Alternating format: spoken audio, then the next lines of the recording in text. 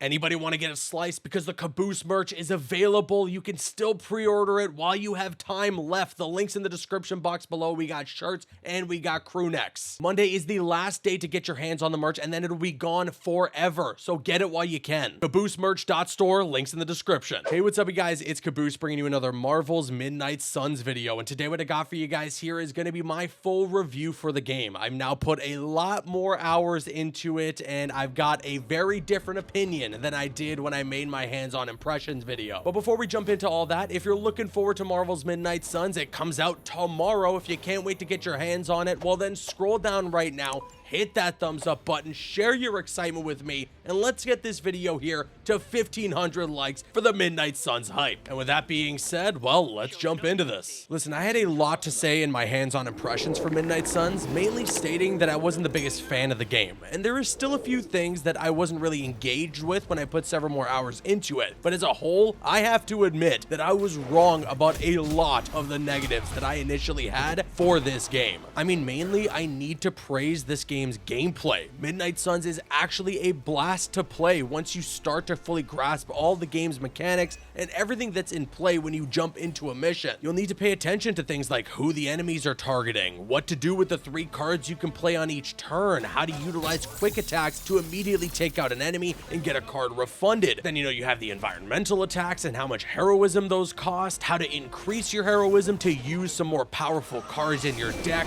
So much is happening at one time, and yeah, it can feel overwhelming. But once you start to pick up on each individual tactic and start to blend them together, you'll forget how many hours you've sunk into the game. It's phenomenal, seriously. Plus the animations are cool, it's very comic booky, and this game does a great job as well at honoring each character that you might want to bring into the battlefield. Captain America is very block heavy, considering, he has the shield. Then there's someone like Wolverine, where if you discard cards, he starts to use his signature healing factor. Spider-Man is quick. There's even a card that uses his Spidey sense, which will increase your quickness for the fight. And I can't stress enough how well all of this works in unison. And it sucks because there's so many people who are going to write this game off as just another mobile game or whatever nonsense generic response that people usually have to say for a game that they're not very interested in. Don't get me wrong, this is definitely not going to be everyone's cup of tea, but take a quick look at its Metacritic score, look at all of the reviews. If you're on the fence, if you're teetering on whether or not you want to buy this game, I give it my full recommendation. I honestly don't remember the last time in general that I jumped into a game having lower expectations, having not really liked it at first, and then became incredibly surprised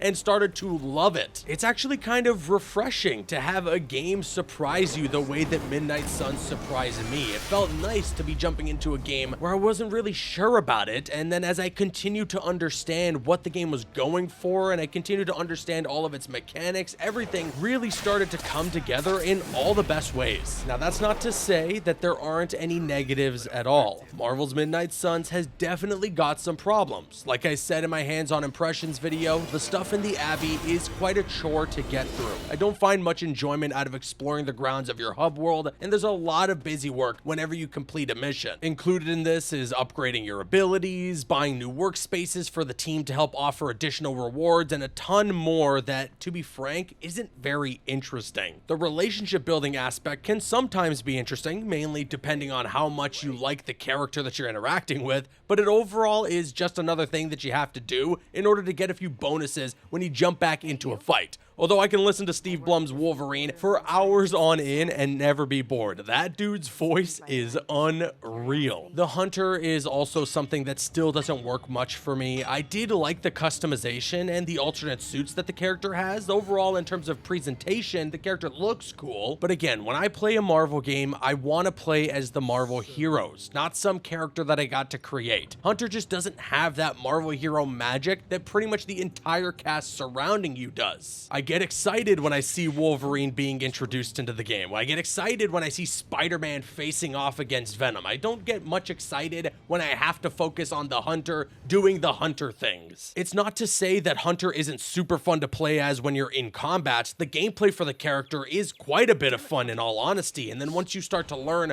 about building your light or dark side and how that's going to unlock unique cards for your deck that you can utilize when you're going into a fight, you're definitely going to get hooked on certain things things when it comes to the gameplay for the Hunter. But maybe these are resources that could have been reallocated to the actual main cast of characters, the Marvel heroes that are from the comic books that are available in Midnight Suns. I especially liked trying to lean on the light side or the dark side and unlocking those unique cards. It would have been cool if there were other characters on the roster that could have allowed you that choice when you're going through dialogue to try and get light cards for them or dark cards for them. Ultimately, the Hunter just feels uninspired. It doesn't feel like a worthy addition to the pantheon of Marvel characters. When you put the Hunter toe-to-toe with titans like Spider-Man, Wolverine, Iron Man, Captain America, and so on, it just doesn't hold a candle. I know that's an unfair comparison to make, but let's be honest here, this character doesn't even have the same sort of flair to like a lesser known Marvel hero like Magic or Nico Minoru. The customization also isn't the greatest when it comes to actually creating your character, so you don't feel that sense of uniqueness. The suits, like I said, are sweet. I don't want to show you them because I don't want to spoil anything, but there's some pretty cool stuff that you can do there. But I don't really care very much for what t-shirt the Hunter is wearing when he's walking around the Abbey. For a matter of fact, I don't like doing any of that for any of the characters on the roster, especially considering for some reason you can customize what swim shorts or swimwear the characters have in the game. I thought that that was completely random and out of left field. You can also upgrade your living quarters or your room that you sleep in every night whenever you're done a mission and want to start the next day, which is kind of like the day-night cycle that happens in this game. But I feel like it was a missed opportunity to not have any of the upgrades to your room translate to things that will be rewarding in gameplay, because now I'm just wasting time adding a chair in my room, which what does that do for me? Maybe there was something I was missing there, but for the most part, when it comes to actually upgrading your room, your living quarters, nothing is happening there except you just wasting time adding things to your living quarters. Let's jump back to some positives though, because the story in Midnight Suns is a good bit of fun. Once again, I'll reiterate that this game has that Marvel Ultimate Alliance vibe to it. It really feels like an homage to what those games were able to achieve. Just a bunch of Marvel heroes jumping around to different corners of the Marvel universe, doing cool stuff together as a team. This game definitely needed some more villains though, but hopefully we'll see some of that through DLC down the line. I do wish still that it wasn't as lighthearted as the game is. A lot of the characters are quipping here and have a very lighthearted style to them, which doesn't feel very much like the Midnight Suns would from the comic books. But there's a couple of moments throughout the story where things do start to hit the fan and it gets a little serious, which I enjoyed and I appreciated. Honestly, I think that Midnight Suns is going to be the biggest surprise hit of the year so far, and I'm very pleasantly surprised with this one, so please don't sleep on it. This is absolutely one of those games where you just cannot judge it by its cover. I'm going to give Marvel's Midnight Suns an 8 out of 10. And there you have it. That is my review for Midnight Suns, but now I want to kick it to